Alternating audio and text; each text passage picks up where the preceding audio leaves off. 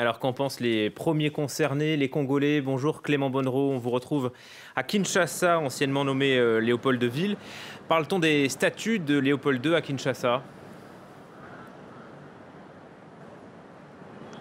Écoutez, ici, il y a très peu de réactions. On ne parle pas beaucoup de ces statuts. On ne parle pas beaucoup des efforts qui sont faits pour déboulonner ces statuts en République démocratique du Congo. Il n'y a pas de réaction officielle. Les médias aussi locaux parlent très peu de ce qui se passe en Belgique et parlent très peu aussi de ce qui s'est passé aux États-Unis avec la mort de George Floyd et tout ce débat sur le racisme dans les sociétés américaines et européennes.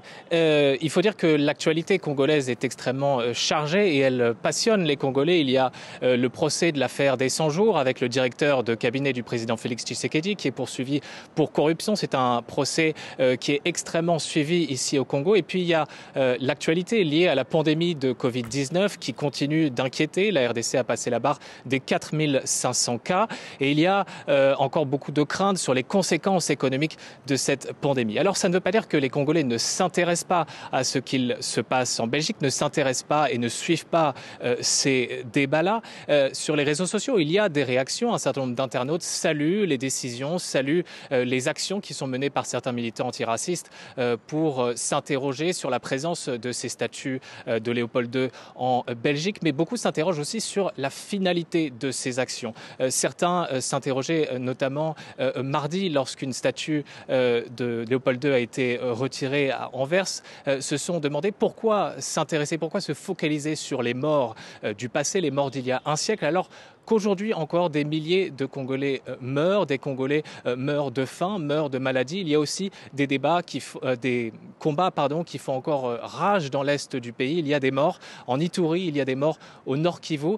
Et il y a donc cette incompréhension au Congo. Pourquoi est-ce qu'on parle des morts du passé et pas des morts d'aujourd'hui? Pourquoi est-ce que les médias aussi semblent si peu s'intéresser à ces massacres qui se passent en ce moment même en RDC? Mais Clément, il y avait quand même des statues de Léopold II à Kinshasa, mais aussi ailleurs en République démocratique du Congo. Que sont-elles devenues?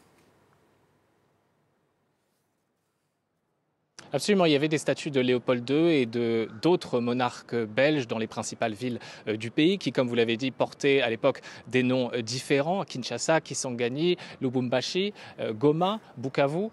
Ces statues ont pour la plupart été déboulonnées juste après l'indépendance par le premier gouvernement congolais, le gouvernement de Patrice Lumumba. D'autres statues ont été déboulonnées également sous la présidence du général Mobutu. Une statue à Kinshasa est encore visible. Elle se situe aujourd'hui au musée national, dans le parc du musée national du Congo, à Ngaliema. Elle a été transférée là-bas dans les années 1970 et on peut l'observer aujourd'hui. Elle est aux côtés notamment des statues d'autres rois belges, le roi Albert et la reine Astrid. Merci beaucoup pour toutes ces informations, Clément Bonnereau en direct de Kinshasa.